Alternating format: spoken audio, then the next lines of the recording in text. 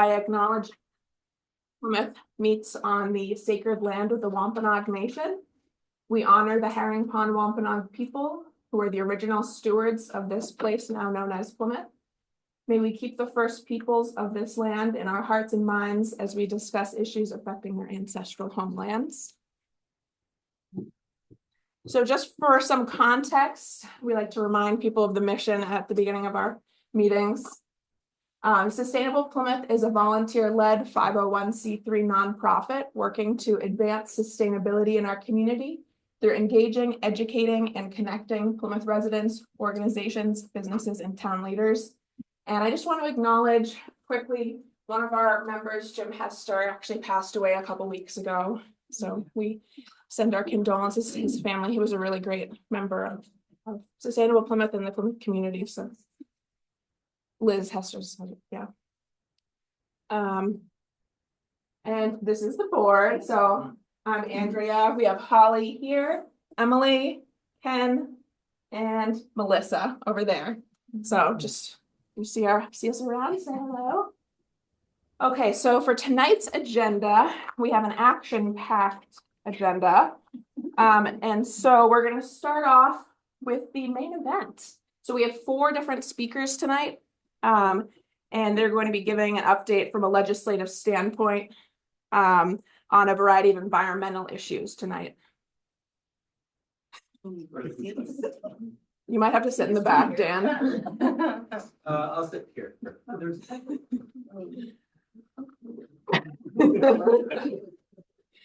So I was inspired by an event we had a couple weeks ago with Mass Audubon. It was a climate anxiety workshop.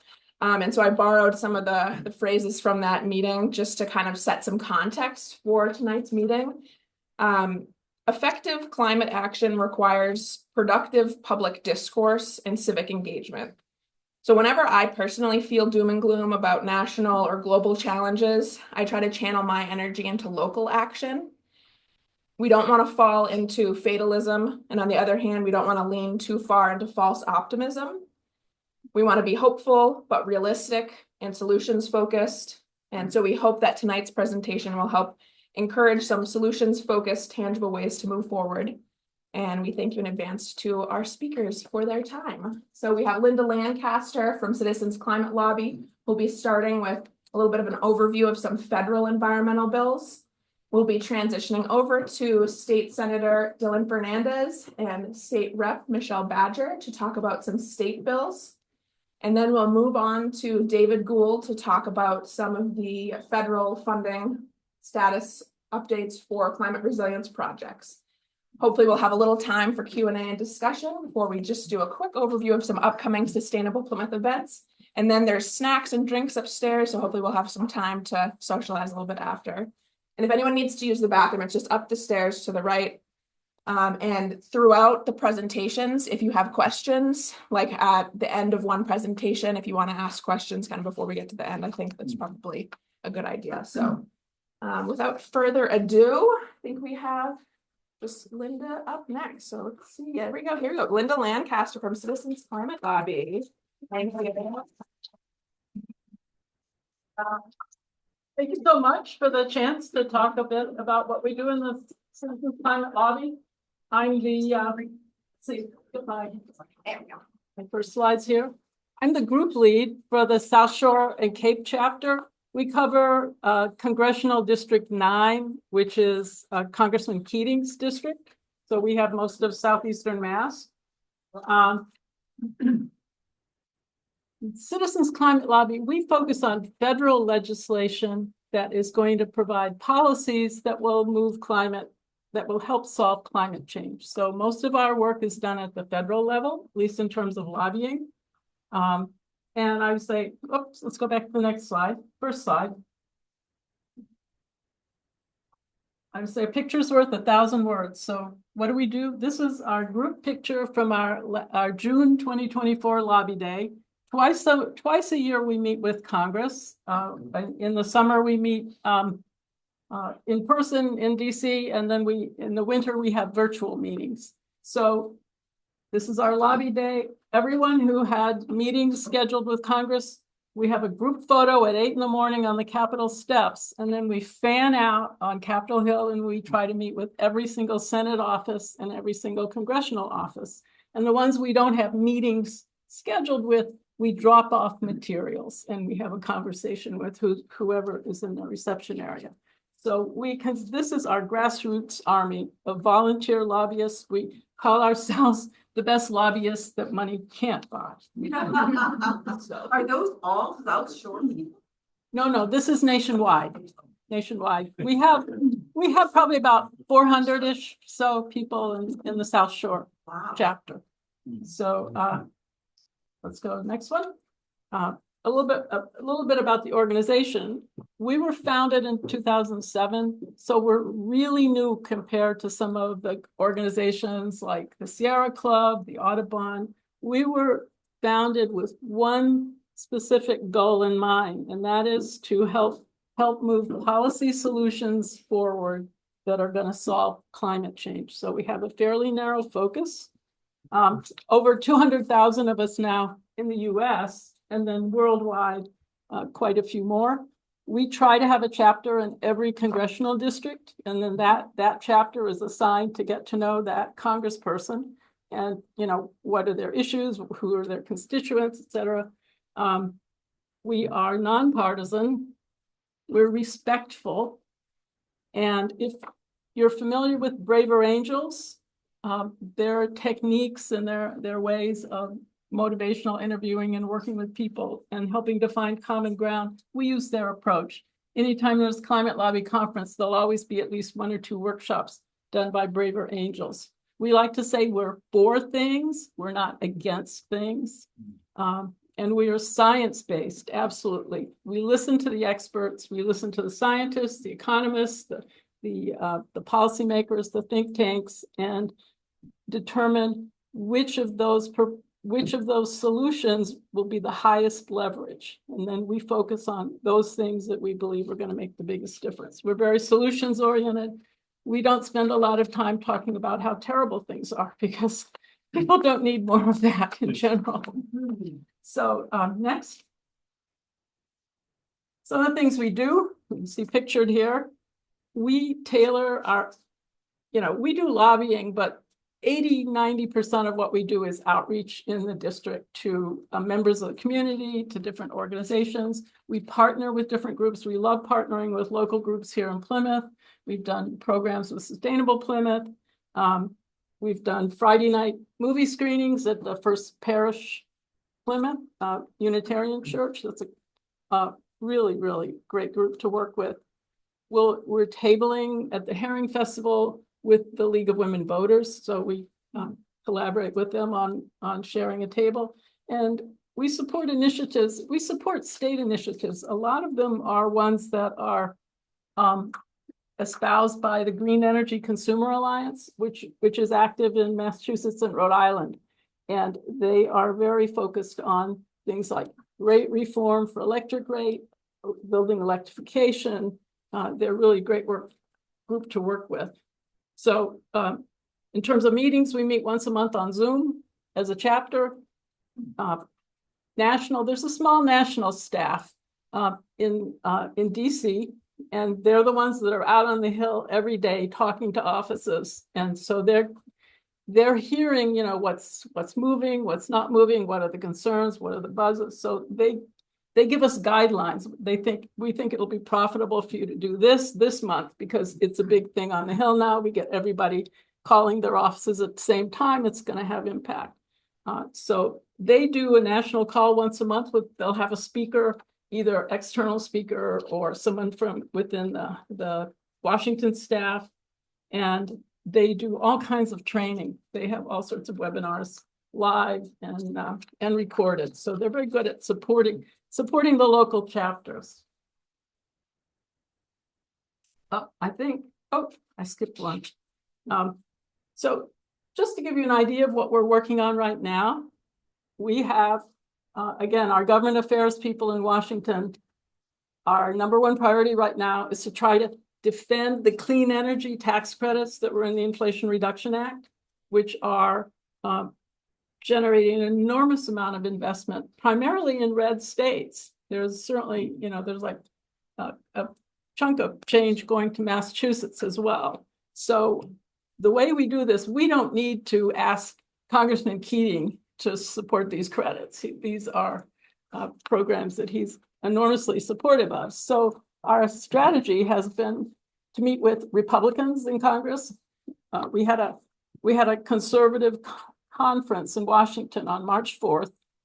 And during that conference, conservative climate lobby members, we have people who are left, right, and center in our organization. So we think it makes most sense for conservatives to talk to conservatives. They met with 35 members of Congress from 17 states. We went in with data saying these are the monies that have been assigned through.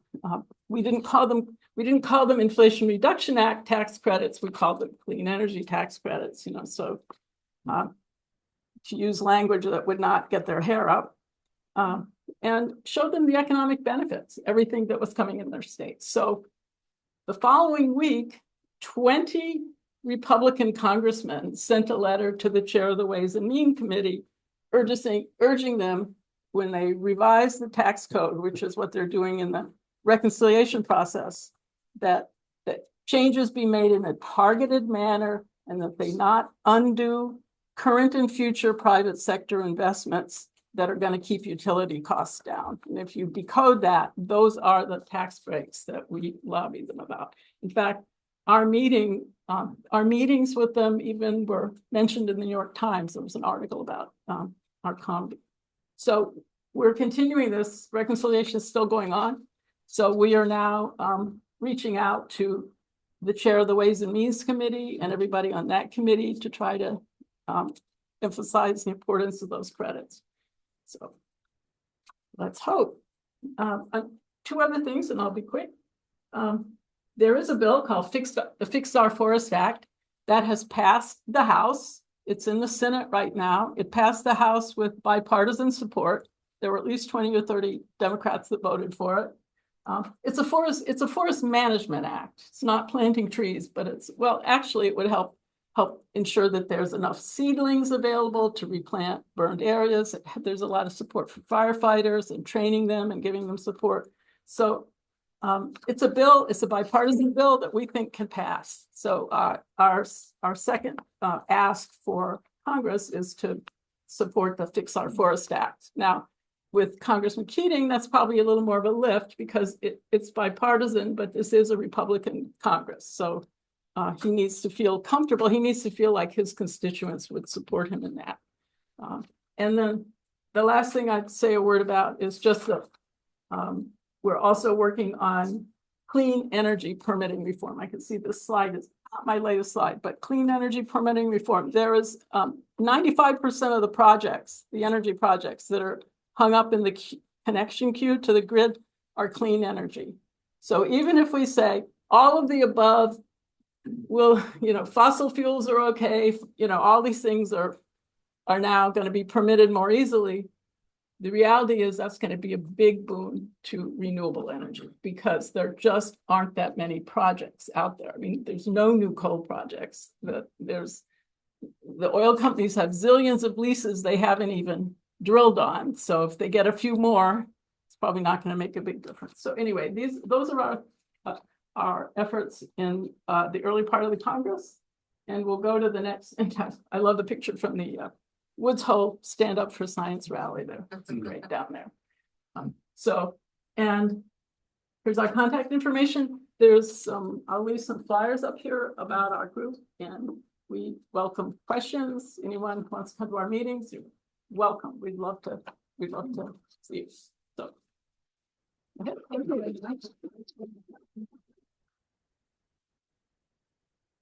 Thank you very much to Linda Lancaster. So next we have State Senator Dylan Fernandes and State Rep Michelle Badger, who we are so grateful to have you here.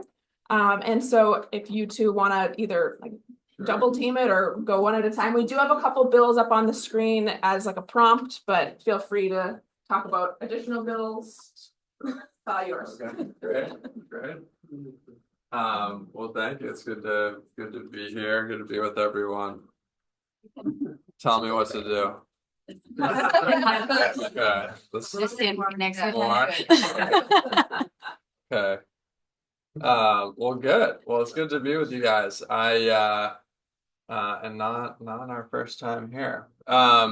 So I think we've been asked to give like a little update on, it's pretty early in the legislative session, but just give a little update about where things are at, and then I think take a couple questions. Is that kind of the Yeah, there's gist? a couple bills on the screen too that if you plan to touch on or. Yeah, sure. Yes. Oh, is that my bill?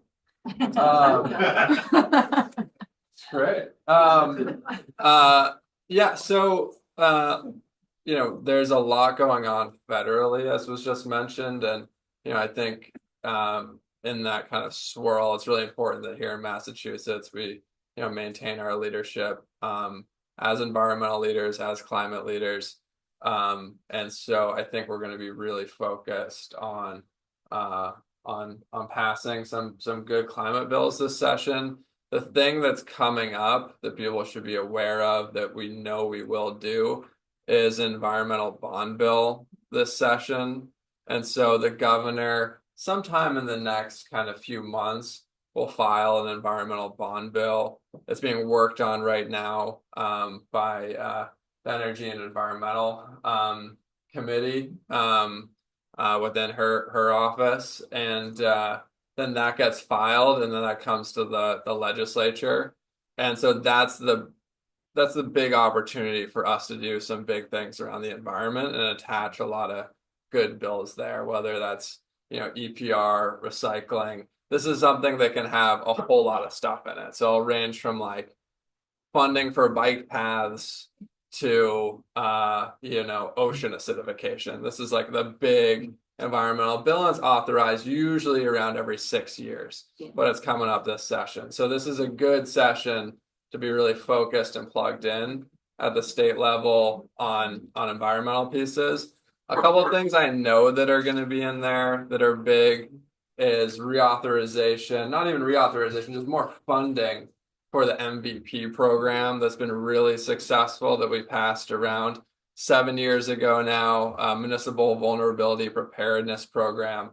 I see a lot of heads nodding, so I won't explain it, but this is a really successful program, really helping communities being able to prepare and mitigate for the upcoming, sea level rise, not upcoming, the current and future sea level rise, and increased storms, changes in weather patterns, things like that are really gonna really impact us. There's already a lot of funding through this program. We probably should double, if not triple, the funding there, because of how much impact this is gonna have on us. And we in the beginning of this program, for those who remember, is doing an assessment on which areas you're probably going to lose, which ones you can sustain, which ones you're not sure of.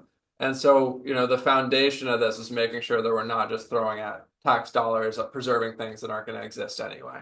So that's, I think an important part of this is, stewarding taxpayers' money. I could jump in right there. I don't know if I could Oh, do go that, ahead. But so Sure. today was actually, I was listening to the Ways and Means hearing, and that they were focused on what the environmental bond bill might look like. And what Dylan was saying was in there, but they were saying throwing around like 65 million. And then they were talking about the coastal resiliency, which you're talking about, the coastal resiliency plan, making sure that we understand what parts of our coastline are the most vulnerable. So it was just so that I just wanted to say that it's being discussed right now today, actually, at like, I don't know, that was like 11 o'clock this morning. Yeah.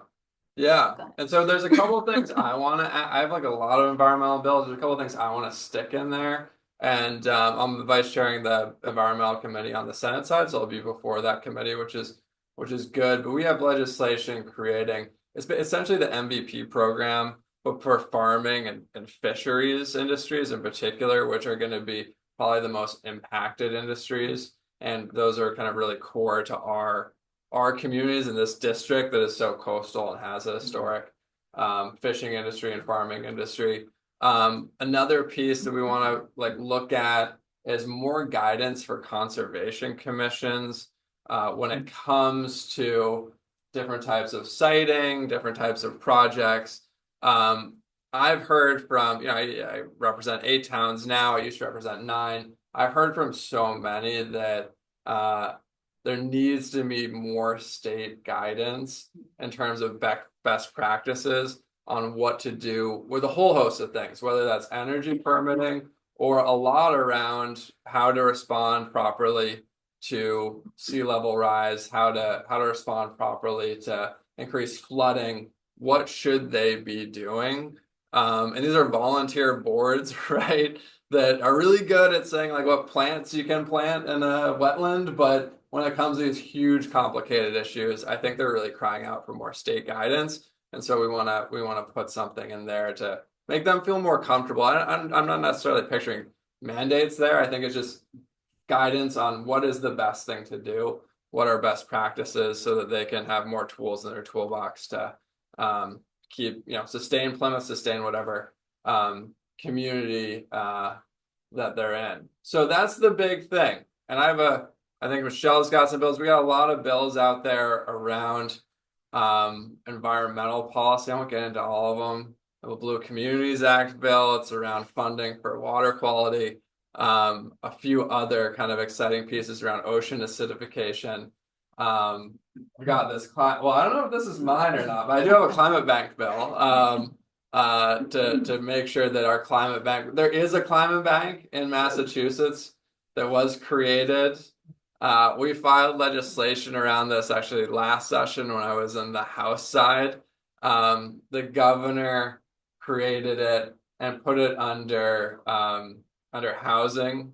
And so Mass Housing actually runs the climate bank right now. That sounds kind of contradictory. That's you might think that. So my legislation was to move it from Mass Housing to under the Mass Clean Energy Center. And actually I think it's fine. I think we have space for 2. I don't think we're probably not going to be stealing a climate bank. We're probably just going to be creating another one, aiming to create another one under the Mass CEC, which is focused more on all of the climate issues rather than just housing efficiency, which is a good important thing. I don't want to say that's not an important thing. It's hugely important. It's one of our top 2 emitters is our homes. So it's good to have that there.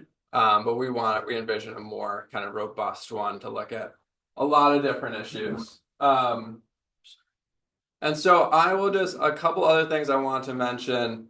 One is around committee assignments. So, if you guys see bills coming up in the environmental space, let me know.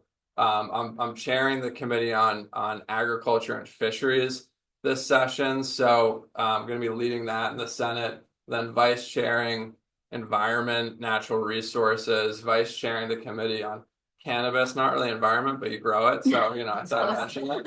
And then I'm on the utilities and energy and climate committee as well. So really, I think most of the bills that you guys are passionate about are probably going to touch one of these committees. So just, keep Jax here from our office, keep us in the know on what's important to you. I have a couple other things I'll highlight and then I'll turn it over to Michelle. But one, we also have a divestment bill, a fossil fuel divestment bill for not for the state. There's a few state ones out there, but for there's kind of these local purchasing authorities. There's 140 in the state. They're either municipal or joint municipal. And right now we're not saying they have to divest. They actually don't even have an option to divest. And this is just giving them the option to. And we've had a few reach out to us asking just, why don't we have this option? We want this option. We don't think this is a good long-term investment, but we can't do this because it impacts our fiduciary responsibility that we have legal obligations to. So we have that piece. And then we have a couple pieces around Holtec, right, as well. One to highlight, and some good news, right? I think from what I read recently is that half the wastewater, so they seem to be moving off site. But we want to make sure. So for those who don't know, I'm a joint petitioner with the Association to Preserve Cape Cod that organized it to block the water being discharged in the bay, and now they're evaporating it at an accelerated rate. But it sounds like they're cutting that in half, which is good, and moving it off site. But we have legislation that basically just says that let's stop all accelerated evaporation until we get a sense on what the actual impacts are on the health and public safety of people here. Maybe it's nothing, right? It could be perfectly safe, but like let's get a study to do it to determine what the actual impacts are. And in the meantime, let's take a hard stop on it. So look, I'll just close by saying that we're here. We're in Plymouth a lot. We have an office in Cordage Park. And as you guys know, I kind of came up in this space in the legislature and the House side, really leaning in and leading on environmental policy, environmental bills. The attorney in our office that we hired, he actually came over. He was the attorney for the Climate Czar Secretariat, and he's now our attorney. I don't know how we got him, but he's working in our office. So we have a lot of really good institutional knowledge around some of this stuff. So even if you want to bounce, some ideas off of us, please feel free to reach out. But we're here, and we're here to protect and preserve the environment for Plymouth and this Commonwealth. Turn over, Michelle.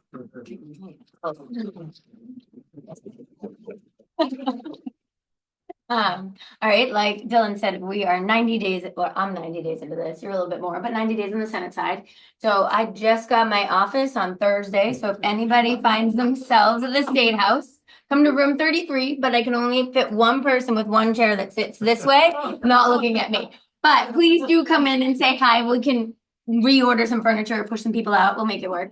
But so please come and visit. And I just wanted to start by saying thank you to many of you in the room who have answered my questions in the beginning of this term, before I was elected, all of that. Because as everyone knows, environment, I love it. I think it's wonderful, but it isn't where my background comes from. My background is in education. And that's where, Dylan and I were talking about this the other day. I was asking him a question and he was like, well, education isn't my piece either. So, we work with each other and we can, we all have our strengths. And so I'm really appreciative of all the time you've taken to help me understand. And also, when a bill comes up or an area of interest, sending it my way. As Dylan said, that's really super helpful because there's over 7,000 bills. We can't possibly know they all exist. I just got an email from a woman about a study on head and neck cancer and making sure that that their dental work is covered afterwards. It's not something I would have known about if someone didn't send that email. So, and there's a variety of other environmental things as well, but that one was today, and sticks right in the front. She was sharing her pain. So, I just want to thank you for that. And then I have 3 bills, one of which is the companion to one of your Cool Tech bills, but we have H 2661, which is an act to improve public health and safety standards in communities around aging nuclear power plants and high-level nuclear waste sites. And that basically designates a 50-mile radius around a nuclear power plant as, active or inactive, that we are making sure we're getting the appropriate measures and the appropriate care in that area. And that is jointly filed with Representative Luddy, who is from what is she? Provincetown. Yeah. Orleans. Yeah. Orleans area. So we jointly filed that. And then we jointly filed HD 38. We jointly filed 42 H 2488. An act relative to monitoring dry casts of spent nuclear fuel. So that's basically asking for reporting on the dry cast. There we go. What's the temperature of the dry cast, the rate of helium and radiation leakage, so that we know what is actually happening with the dry cast. So that's what that's asking for. And then the one with you, which is the AT 3803, the act preventing discharge of radioactive.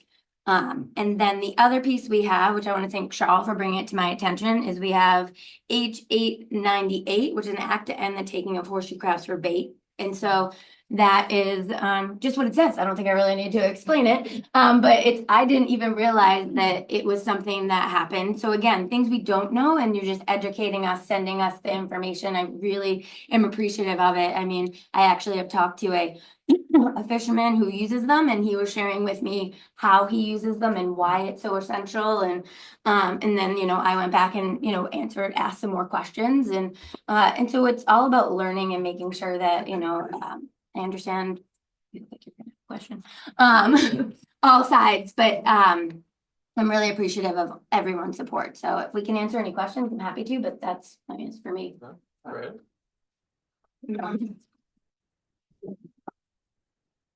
So I know, Michelle, you held the energy forum. Oh, with yeah. people from Eversource, and there's been a lot of questions and concerns coming up related to mass save and the governor's climate goals or the clean energy goals, and what factor that plays in the rate increases. So I was just wondering if you could talk a little bit about that. Yeah, huge, actually. So that is what is really pushing a lot of the rate increases. We've had discussions with the auditor, who is doing not a audit of, but let me get the wording wrong, but something else of mass save. They're not allowed to call it an audit. I think they're like testing or something like that.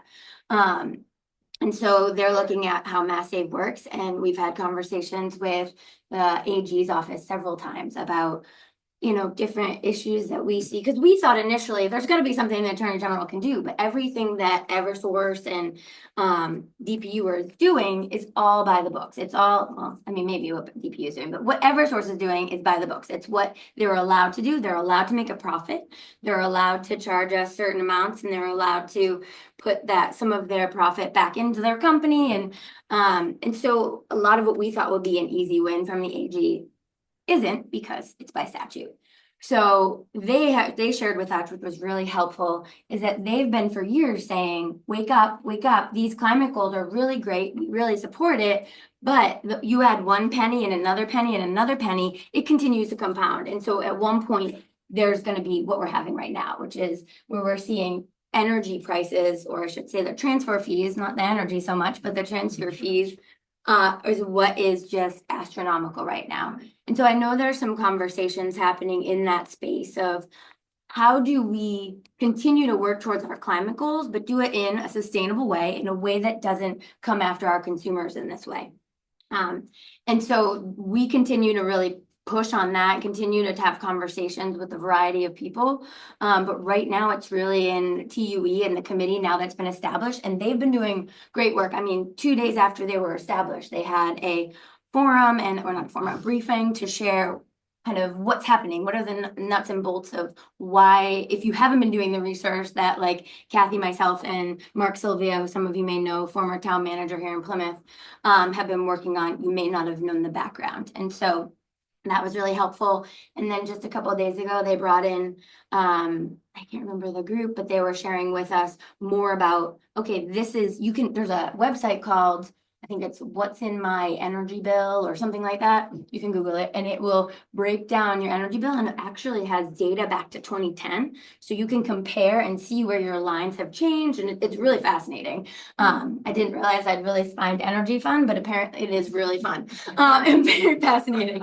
But so I think in the long and short of it is something has to happen. It was even brought up today in the Ways and Means hearing. Something's can be done, and I know they're really looking at, there's like 4 or 5 different bills, and then there's more conversations happening. I think that's on the House side. There's probably plenty on your side, but so also for anyone who doesn't know, Eversource is actually presenting to the Plymouth Select Board. If you just take one step over, yeah. So on April 15th, so April 15th.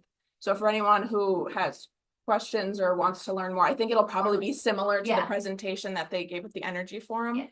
But for anyone who wants to learn more about that, and I also put up a slide here that's from that presentation. I didn't know if this would play into any comments either of you wanted to make. Yeah, a few things. I think one is like we have legislation currently to reform mass save. I actually filed it last session, refiled it on the Senate side this session. Basically, mass save is run by the utility companies. As long as they're in charge, I actually don't trust them to be making the best decisions. they do some things really well, right? They do your home energy audit, pretty good, right? It's pretty good. It's got a smooth system attached to it. The other pieces around electrification, they've actually, if you look at the state goals versus or where we're actually at, it's they're doing a really bad job. And so I think there's talk about, well, we're starting a conversation around whether it makes more sense to take it away from these investor owned entities and put, at least part of it under an entity within Mass CEC is what I'm proposing to it, a quasi gov agency. I think it would probably make a lot more sense. The governor's come out with a proposal saying that she's putting something around saving consumers $5 billion over the next 5 years on their utility bills, starting with this $50 reduction in our electric bills. I think this month, next month, I'm not sure. It's kind of negligible for me, but it's not. But we'll take it. But we haven't seen this $5 billion over 5-year proposal that's been put out there. So we'll see that as it comes, right? But that I think is the thing that's moving. That's going to be an energy reduction piece. I think it's also worth just thinking about this a bit longer term too. I mean, if we had deregulation of the utilities in the 1990s. About half the states in our country kept their utilities public. Around half went to investor-owned utilities that you can buy on, the stock exchange or wherever. Fast forward 30 years later, on average, in the aggregate, states that transitioned to competitive supply or investor-owned, actually their ratepayers are paying more than those that kept their utilities public. It's not a massive difference, but there is a noticeable difference. This was the New York Times had a piece on this where they actually broke down the data, a few months ago. I think it might be worthwhile just putting together a commission to take a look at whether it makes sense to move Massachusetts or parts of Massachusetts system back to the public system. Maybe it doesn't, but I think it's worth the state taking a look at, given that we're 30 years past deregulation and the data is the data. Maybe it won't make any sense, but at least I think it's worth looking at and maybe not using our ratepayer dollars to give like the CEO of EverSource, a several $1 million bonus. But they'll tell you it's not, that's based off their stock sales. I'm sure that I know. I've had that conversation several times. So I think there's like the little pieces currently, the bigger policy pieces that are going to play out in the next couple of years. And then it's worth us taking like an even more kind of macro view as well. But yeah. Excellent. So Ken, did you want to provide some context to the question about the extended producer responsibility aspect of it? Was part of the broader climate law, but did you want to point anything out about that for anyone who's not familiar with what that is? Well, the extended provide a producer responsibility is something that they are doing in Canada, they are doing in Maine, I think, they're doing it in Oregon, a number of states. That basically attempts to shift the cost of recycling to the generators and away from the consumer. It would result in a slight increase of pass through to consumers, but it's relatively insignificant. And this is basically a way to motivate generators to think more deeply about packaging and recycling in general. It's been up before. I don't know what's happening with it now. I also don't know what's happening with the bottle bill. Yeah, they've all been refiled. There's several EPRs kicking around right now. I think I actually thought we might do a bottle bill last session. I think these things are gaining more and more steam. And the successive sessions I've been there, and the successive years were past voters overwhelmingly rejecting them. So I think we're in a good position, but we gotta keep pushing. I mean, we got a shot. I really think we actually do have a legitimate shot on both EPR and EPR for paint, EPR for mattresses. We we need EPR for mattresses in the legislature. You can blame me. We made it really expensive for you guys to throw out your mattresses without any real system Yeah. for how to best do that. Which is actually it is important for public health reasons to have some fees associated with that and recycling cost reasons, but EPR makes far more sense, and a lot of education has been done to people on how positive the impacts are. I have a suggestion. It's done in North Carolina where we have another house, and similar situation to Plymouth. The water is all connected. It's very close to the surface. Lots of septic, not much sewer, if at all. And what they do down there is if you want to have your septic tank tested, the town will do it for free. Now, the town gets its money from the state, and I'm wondering if something like that is possible here in Massachusetts. And the other thing that they do is that when you actually have to have your septic system pumped, they will give you a $150 rebate out of the $550, which it typically costs, which isn't bad for pumping, and they take it off your water bill. Now, of course, you can't always do that, but you can find other ways to give rebates on that. And given the fact that the water is all connected here, everything's together, and if you pollute one part of it, you're going to pollute the rest of it. I'm wondering if we might not want to look into that, because in the long range, which you guys are both into big time, it's better that way. It's a lot easier to deal with it before it gets into the system than after. And it's a good idea, and it works. So yeah, so I think that's interesting. I think it's worth taking a look at, and actually, environmental bond bill would be a good place for that. We do have probably significantly more generous rebates in another aspect of septic tanks, which is in our last tax bill we just passed. We tripled the septic tax credit. For those who don't know, went from $6,000 to $18,000. More than North Carolina, I bet. I know, it's a different. I know. Different issue, yeah. But septic tank replacements, especially if we're moving to AI systems, and I'm on the Cape, right? The Cape's, you guys can look to us for what you're going to be hit with next on this stuff. Yep. And so the state is not mandating, but taking a bit of a carrot stick approach around having AI septic systems, and at least having watershed plans for them. And so these things can be quite expensive, and if you need to replace your own, it can be quite expensive. But getting $18,000 back rather than $6,000 it actually puts a sizable dent into the cost. It's actually quite generous.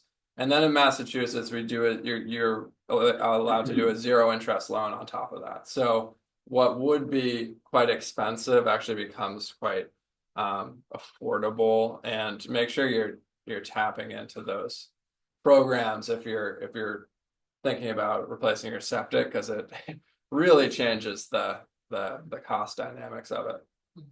So we have time for about one or two more questions. Sorry, I wanted to say something else. Oh, I mean, it might be worth another thing that we passed in the legislature that's Cape and Island specific. I think I brought up here in the past. It might be worth just looking at. We went through we worked a lot with the Cape Cod Chamber of Commerce on this. They're a real leader, but we created a $1 billion Cape and Islands Water Protection Fund, and it's raised by excise tax on short-term rentals. Of course, there's a lot more short-term rentals down there, so it raises more. But a lot of money. But there's some seasonal. This is a pretty seasonal community too. And so And so a lot of money is being raised for water quality issues paid for by non-residents, you know, because the alternative is that residents are going to have to get an assessment on their taxes for this stuff, right? And then your taxes go up. No one wants that. And so this was an instrument that we did to raise $1 billion over the next 30 years, put a real dent in this huge water quality issue. You know, I think it's really important to have the business community on the table on this. And that's who we really coordinated to make it happen. But it might be a model worth looking at least. Hey, Chuck. I don't even know how to ask this, but how do we get to zero emissions in 2050? I gotta just go back a little bit, back when the power plant was built, clean energy, but now we're stuck with the waste forever. Then I was like, oh, windmills are great, solar's great, but then you find out they cause a lot of environmental damage. You know, sourcing the inputs that you need for it, and then getting rid of the material. How do you know, the windmill shadows out in Nantucket, and, you know, so I'm really frustrated now knowing how we can possibly get to zero emissions. And is that all part of that plan? Like, you know, do we have a plan in place? Like, and then the batteries, so the electric cars out in California right now, it's a disaster. We're trying to recycle those that were burned in the fires. And you know, we saw that special on 60 Minutes, but it's a nightmare. So how do we get to clean emissions without creating more nightmares like what we have at the power plant? I'll take that. That's why I said it's a hard question. Yeah, look. You probably don't have. No. It's I mean, any type of policy is you have the mark of a good policy is just comparing it to its alternative, right? So you might like, I wish we lived in a utopian world where we could everything was protected and safe and everyone was prosperous. Like that's the dream. But that doesn't exist. So you just gotta compare whatever policy you're pushing to the next best option, to its opportunity cost for the economics folks in the room. So, you know, like, yeah, it's not some of these options, every option will have some sort of downside. And that's where, you know, you just got to do a cost benefit analysis to see what makes the most sense. And you know, like the social cost of and the negative externality of carbon emissions, massive carbon emissions, the level of damage and cost that's already imposing on us and will impose on us is so much greater than you know, than some of the negative pieces around clean energy. And there are negative pieces. There's sacrifices we'll have to make, but comparatively, Yeah. And a lot of people, the challenge around talking about this, a lot of people don't make connections to the massive amounts of more money they're having to spend with the fact that that's being driven because of climate change and fossil fuel use. So like, I don't know that a lot of people when I don't know if everyone does it this time of year, but I'm re-upping my homeowner's insurance right now, right? It is Way up. like way up. I don't think your average person is like, oh, this is because of carbon emissions, right? But it is. That's a huge cost. Many homes in our district that I love, I represent, not going to be insurable at all, and already are not insurable, and that's going to have huge, like this, the scale that's what's not reducing carbon emissions, the amount of money that's going to cost is going to be massive, even if we do hit all of our climate goals. But we really need to, you know, the world of which we're a part to do something to dent this so that we're not in this kind of worst case Maybe new technologies will come scenario. I would not rely on that, to be honest with you. But look, here's another issue too, because, and then I'll stop talking. We, like offshore wind's dead for 4 years. Yeah. Massachusetts, we don't, you know, you guys live here, it's not sunny, right? We don't have sun.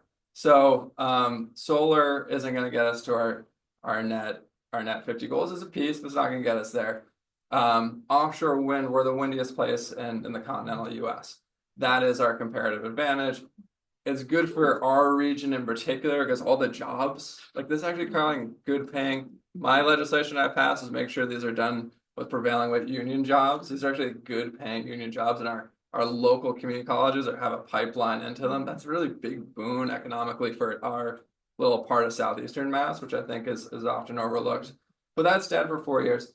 And then we have this issue with we get a lot of our energy to hit our net 50 goals from Quebec, right? Hydro Quebec. So if there's tariffs imposed on that energy, because our presence in a trade war, that'll have some impacts as well. So I do think this, to your question, I think the states, we are on track to hit our 2030 50% reduction goals. We're actually on track to hit that, which brings us to our 2050 net zero goal. So we're on pace actually, but we have some headwinds, and so I do think the state needs to be that we Literally didn't account for. Yeah, then I think the state does. It's a good question. I think the state needs to be thinking about kind of other energy resources to help us get there, given what's being done at the federal level. And Sorry. And the good news with, or good news, I don't know, but it's going back to the Eversource piece, is that the companies Eversource and National Grid, they make more money if they help us hit those goals. If they don't reach their goals that they're supposed to hit, then they actually they lose money. So that's one thing. Silver lining to the energy issues that we have. All right, well, so we have to move on, but Right. thank you so much to Senator Fernandes.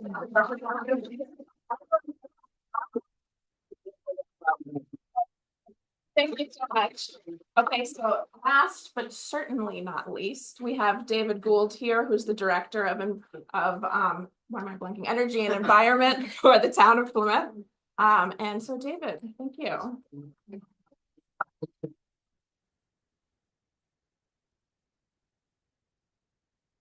So I'm going to start out talking about some projects that definitely over the last few weeks I've gotten lots of questions. Advisory and Finance, Select Board, Town Meeting, what's going to happen with some of the federal money that we brought in. And so I'm going to talk about a few projects. The first one I'll discuss is the Jenny Pond dredging and the Nature Like Fishway. So we have proposed plans to rehab the Jenny Pond Dam and bring it back up to dam safety standards. And along with that, we proposed a Nature Like Fishway, which is essentially a small riverine channel around the gristmill to provide fish passage, improve fish passage upstream and downstream for the river herring. The other advantage that allows us to do, though, is to pass a 100-year storm event around the dam. Because that dam's so old and the spillway is so small, we can't pass a 100-year storm event.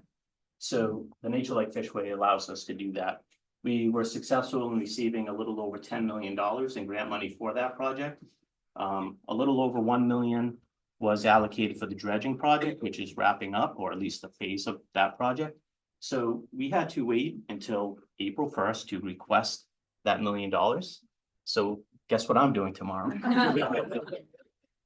It's going to be interesting to see when we finish, we put our quarterly report in, and we filled out all of our forms, and we'll submit those tomorrow, and we'll see what the response is in terms of getting reimbursement. We'll see what how that all plays out. Obviously, that's our first request. That's the first $1 million for the dredging, and we'll see where we stand. So more to come on that. The second one is the Morton Park culverts. There's a capital request at town meeting to replace 2 weight-restricted culverts in Morton Park, one of which is on Town Brook. The way this money came about, it's actually through Federal Highway Administration.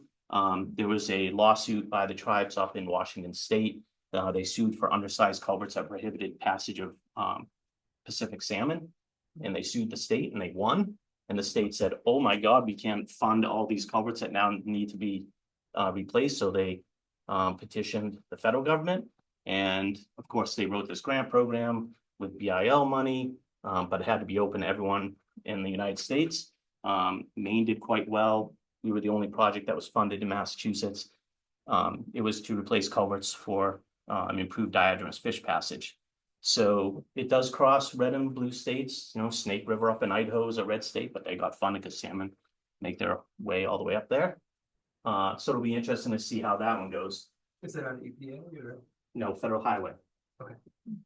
It's a little, that's why I did the background with the culverts, Yeah, and it's a little odd. Yeah. It's a little odd in that they've never actually issued grants. They usually funnel money through the DOTs. And so we almost drafted our own grant agreements, which was really kind of odd. But this one, we have a contract, the Jenny one. Morton Park, we do not. We have a grant award, but we don't have a contract. There's a whole bunch of requirements that Federal Highway is looking for, and we're going through that process. We hope to have that done soon. And then the third one is this town forest habitat restoration, which is all of $38,000. So we had an old red pine plantation planted out behind PCIS that we wanted to eliminate, real significant fire hazard and really poor habitat. This one we've been working on for a while with US Fish and Wildlife Service. They provided the $38,000 to do the work. This one has been a roller coaster in the last 2 weeks. So about 2 or 3 weeks ago, and this one is unique. I think you can go to the next slide, actually.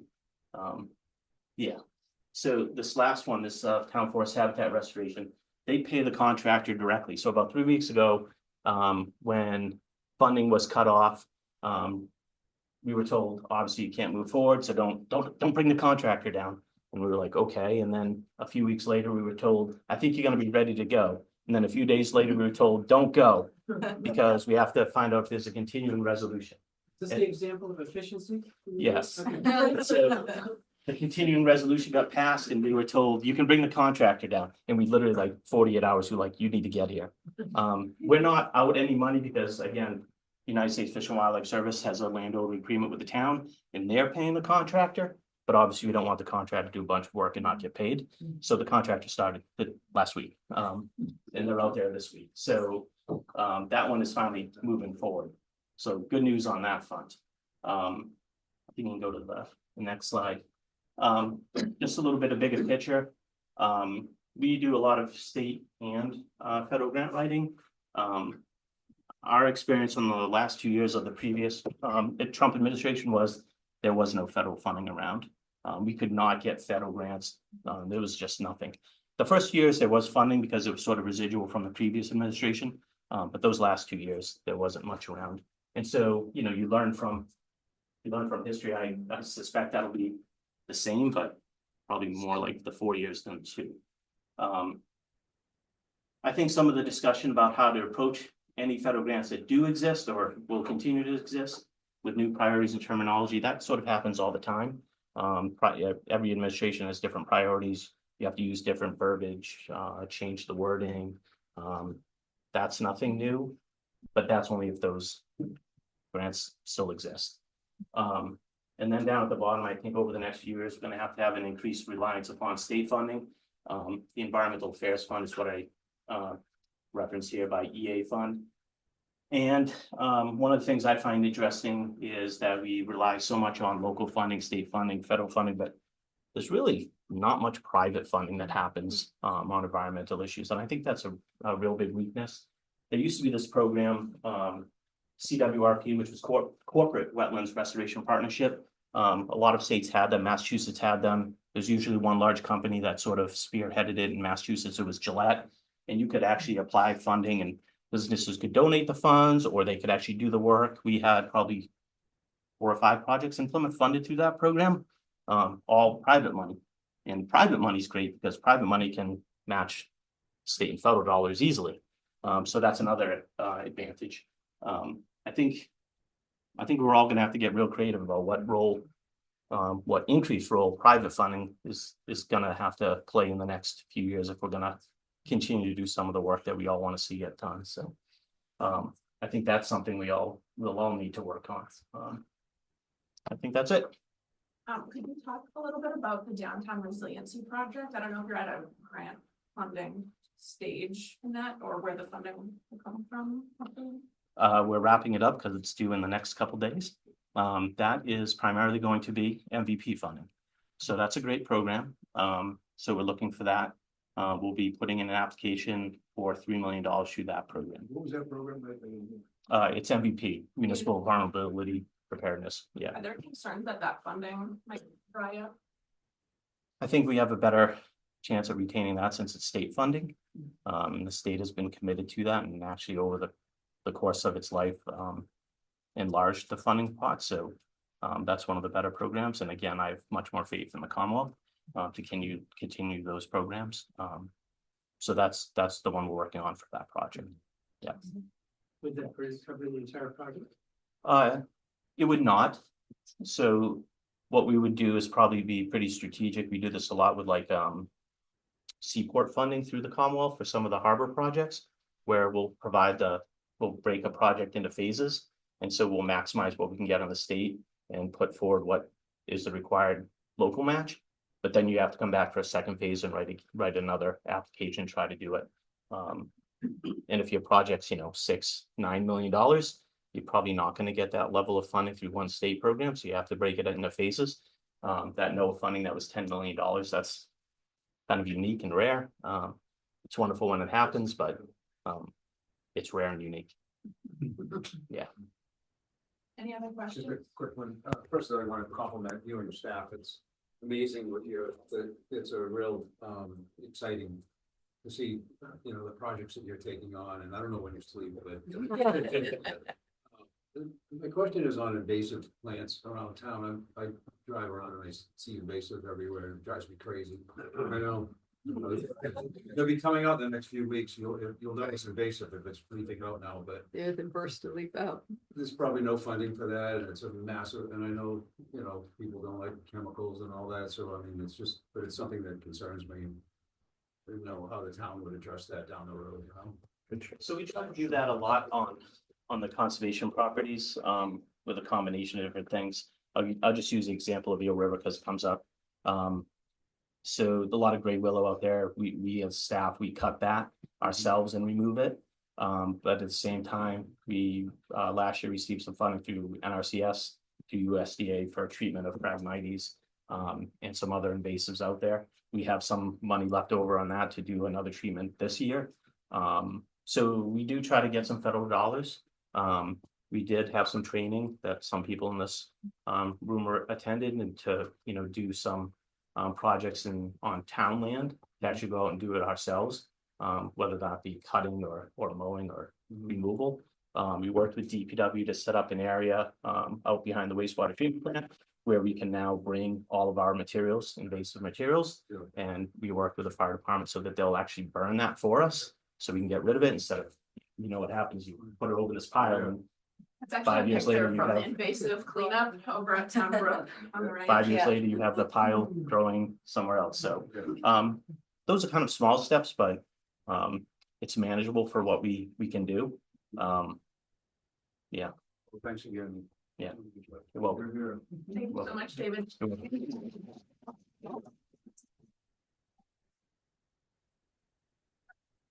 Okay, so thank you everyone for your patience. I know this was a very action-packed meeting, so we probably just have like 5 minutes left. We're just gonna run through a couple upcoming events, so if you can stick around, we would very much appreciate your time.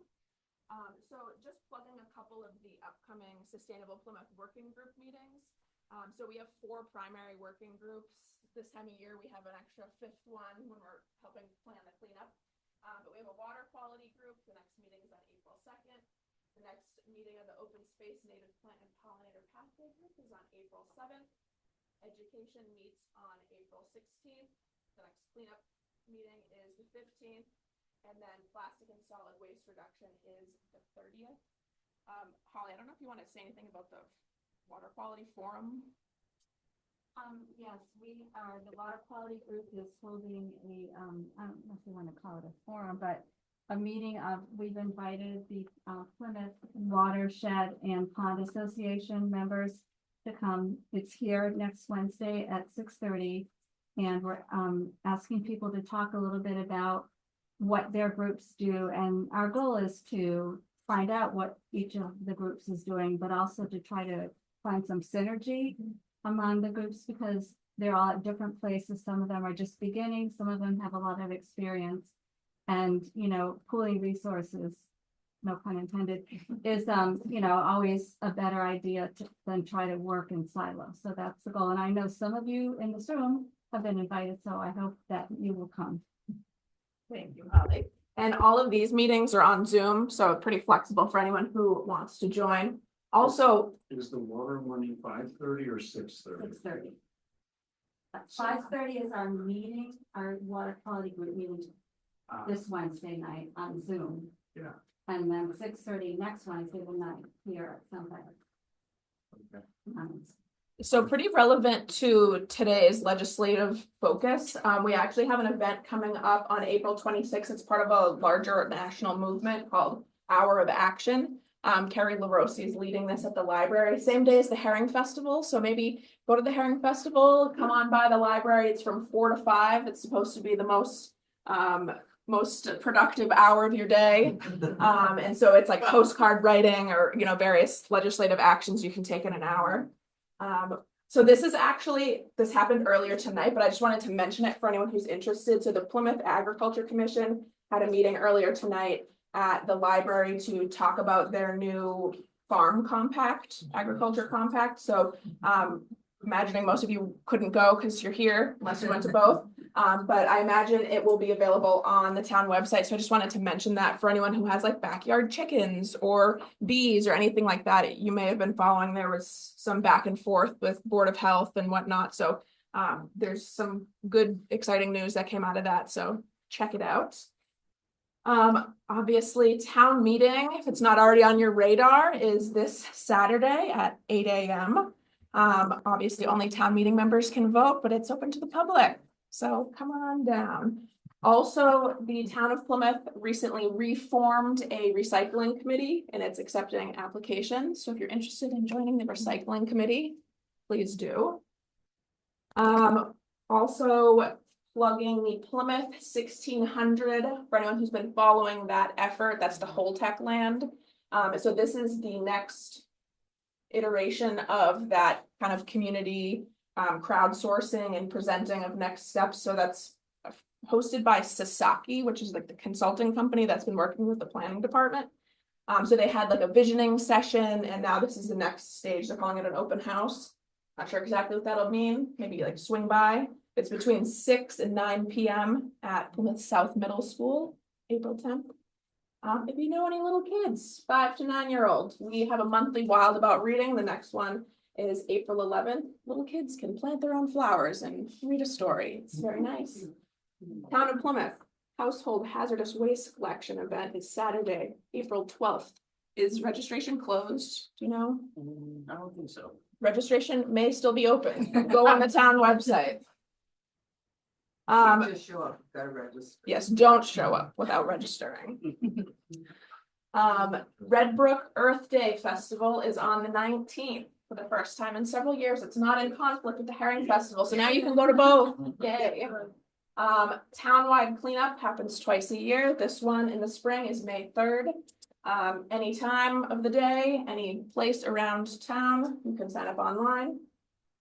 So that's May 3rd all day. And then on May 10th at 11 a.m., the Open Space Committee is doing a community hike at Rocky Point Preserve, which if you haven't checked out this property, it's awesome. So it abuts the Holtec property, but it's oceanfront, brand new trail. This is going to be kind of one of the ribbon cutting hikes on this property. They were just out there cutting parts of the trail on Saturday. Friday. It's beautiful. Next, please. Also, townwide election, May 17th. Not sustainable Plymouth-specific, but it should be on everyone's radar. Please vote. So these are some of the early voting dates. But election day itself is Saturday, May 17th. Vote for select board, school committee, etc. That's all. Thank you everyone for your time. And we have snacks and drinks, so if you can hang around, feel free to chit chat and whatnot.